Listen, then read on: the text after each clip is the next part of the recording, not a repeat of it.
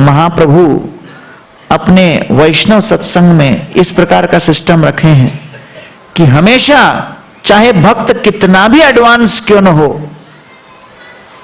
उसे कभी न कभी दूसरे भक्तों का आश्रय लेना पड़ता है, कंसल्ट करना पड़ता है, समझना पड़ता है, सोचना पड़ता है। और इसलिए ये कंसल्टिंग बहुत आवश्यक है। कई बार हम लोग क्यों घबराते हैं? क्योंकि हमको लगता है अगर कंसल्ट करेंगे, विचार विमर्श करेंगे तो हमारे प्लान को बदल दिया जाएगा, अपनी योजनाओं को परिवर्तित कर दिया जाएगा, तब फिर हम क्या करेंगे, है कि नहीं? और इसलिए हम लोग के मन में ये भय होता है कि करे तो क्या करें।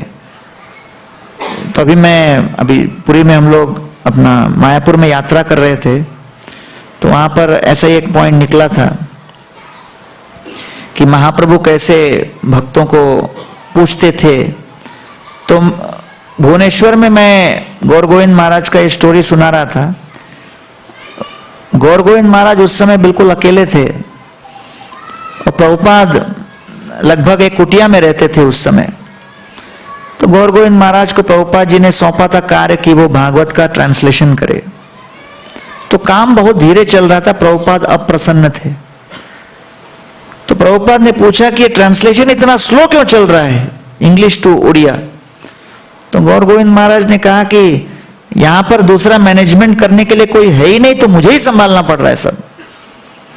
तो प्रभुपाद ने कहा मैनेजमेंट का काम कोई भी कर सकता है, लेकिन भागवतम का ट्रांसलेशन अनुवाद कोई नहीं कर सकता, ये आपको ही करना है, तो आप इसके ऊपर अधिक ध्यान दीजिए। तो उन्होंने कह दिया कोई है ही नहीं तो मैं कहां से किसी को लाऊं, मुझे ही करना पड़ रहा है सब।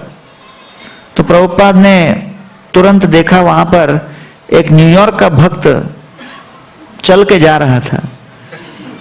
प्रभुपाद ने कहा मैनेजमेंट का काम हम उसको सौंप देंगे। तो गौर गोविंद महाराज बोले वो तो कल न्यूयॉर्क जा रहा है। प्रभुपाद ने कहा हम उसका प्लान बदल डालेंगे। तो गौर गोविंद महाराज ने कहा मैं नहीं बदल सकता, आपको ही बदलना पड़ेगा। तो प्रभुपाद ने तुरंत उसको बुलाया। जैसे डिवोटी को संदेश मिला कि प्रभुपाद ने बुलाया है, मन के अंतःकरण में वो भाव गया कुछ तो होने वाला है। क्योंकि कई भक्तों ने अनुभव किया है कि हरे कृष्ण आंदोलन में आके नाम जप करने के बाद अपना परमात्मा के साथ कनेक्शन स्ट्रांग हो जाता है। तो इसलिए कई बार एक एसएमएस देख के भी आदमी समझ जाता है कि कुछ तो होने वाला है। Can I meet you for 2 minutes? आए, क्या बात है, क्यों बुला रहे हैं, क्यों पूछ रहे हैं? तो मन में घबरा रहे थे। तो प्रभुपाद के सामने आके प्रणाम किया। प्रभुपाद ने कहा मेरी एक इच्छा है। बोले क्या प्रभुपाद? बोले मैं चाहता हूं कि आप यहां रहकर भुवनेश्वर का मैनेजर बनो। तो उसको झटका लगा क्योंकि अगले दिन का टिकट सब रेडी था। तो बोले प्रभुपाद कल तो मैं न्यूयॉर्क जा रहा हूं, मैं यहां नहीं रह सकता। प्रभुपाद ने कहा कोई बात नहीं, न्यूयॉर्क मत जाओ, यहीं रहो, टिकट कैंसिल करो। तो समझे कि थोड़ा ये सीरियस मैटर है। तो बोले प्रभुपाद भारत में मेरे को ये वेदर सूट ही नहीं करता, तो मैं यहां नहीं रह सकता। प्रभुपाद ने कहा ज्यादा समय रहोगे तभी सूट होगा। तो बोले प्रभुपाद जी यहां जो भी खाता हूं मुझे पचता ही नहीं है, कोई भी आइटम खाता हूं ठीक से मेरा पाचन होता है। प्रभुपाद ने कहा मैं सब लिख के दूंगा, क्या खाना है क्या मत खाना, बराबर सब हो जाएगा। तो फिर बोले न्यूयॉर्क में मेरे लिए एक नया डिपार्टमेंट चालू किया है, मुझे जाकर टेक ओवर करना पड़ेगा। प्रभुपाद ने कहा बहुत डिवोटी है न्यूयॉर्क में, मैं किसी को नियुक्त कर दूंगा, तुम यहीं बैठो। फिर वो बोलता है यहाँ लोकल जीबीसी के साथ मेरा जमता ही नहीं है। प्रभुपाद ने कहा आज ही मैं जीबीसी बदल डालूंगा। तो सारा लिस्ट पूरा हो गया। तब सोच रहे अब क्या बच गया, तो सोचा फाइनली ब्रह्मास्त्र चलाएंगे। तो ब्रह्मास्त्र क्या था? बोले प्रभुपाद जी सुबह से रात तक मैं इतना बिजी रहता हूं कि 16 माला होता नहीं, तो कम से कम अमेरिका जाऊंगा, न्यूयॉर्क में बैठ के 16 माला तो ध्यान से करूंगा। प्रभुपाद ने कहा सुबह से रात तक बिजी हो तो 16 माला नहीं भी किया कुछ नहीं प्रॉब्लम, लगे रहो। अब ये प्रभुपाद जी ने उस भक्त को उस समय कह दिया अपन वो कोटेशन लेके अपने जीवन में नहीं लगा सकते। तो वो तुरंत मान गए, फिर बोले प्रभुपाद को, आपकी क्या अपेक्षा है, मैं क्या करूं? प्रभुपाद ने कहा, मैंने तुमको पहले कहा यहीं रह जाओ और यहां मैनेजर बनो। तो प्रभुपाद कई बार इस प्रकार देखते थे कि कहीं पर किसी सेवा की आवश्यकता है तो भक्तों के योजना को बदलते थे।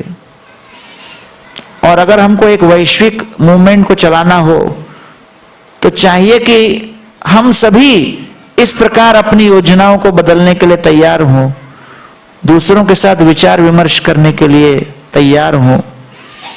अन्यथा हर एक व्यक्ति अपने विचार से चलेगा तो फिर ये मिशन आगे कैसे बढ़ेगा? तो कम्युनिटी का अर्थ है कि संपूर्ण सत्संग एक दिशा में जा रहा है, कृष्ण के संतोष के लिए। तो लोहे के कई कई टुकड़े अगर आप बिखेर के रख दो तो हर एक दूसरी भिन्न भिन्न दिशा में होती है, लेकिन वो लोहे के छोटे छोटे टुकड़ों के ऊपर अगर आपने चुंबकीय शक्ति स्थापित कर दी तो तुम चुंबकीय शक्ति के अंतर्गत उसके प्रभाव से वो सारे लोहे के टुकड़े एक ही दिशा में अपना मुंह करेंगे। तो उसी प्रकार वैष्णव सत्संग में भले हरेक की अलग अलग भिन्न भिन्न इच्छाएं हो, लेकिन उन सभी इच्छाओं को केंद्रित करने के लिए किसी न किसी का तो आश्रय ग्रहण करना पड़ेगा।